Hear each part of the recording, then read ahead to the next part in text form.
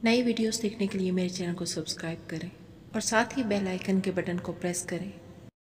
बिस्मिल्लाहिर्रहमानिर्रहीम। अस्सलाम वालेकुम फ्रेंड्स, कैसे हैं आप सब। उम्मीद है कि आप सब खैरियत से होंगे। आज हम आपको ये खूबसूरत और स्टाइलिश ट्राउज़र डिज़ाइन बनाकर दिखाएंगे। वीडियो पसंद आए तो लाइक और शेयर कर दें। इस वीडियो पर हमें 100 लाइक्स तो कम से कम ज़रूर मिलने चाहिए।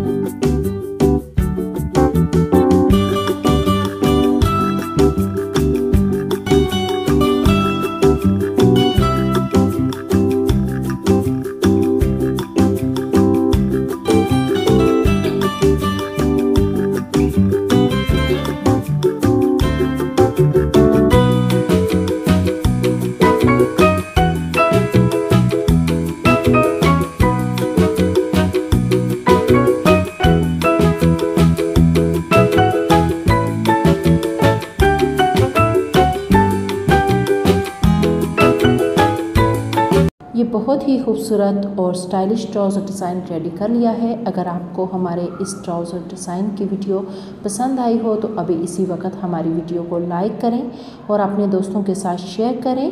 और आप हमारे चैनल पर न्यू हैं तो हमारे चैनल को सब्सक्राइब कर लें और बेल आइकन को प्रेस कर लें ताकि हर न्यू वीडियो आपको टाइम पर मिलती रहे।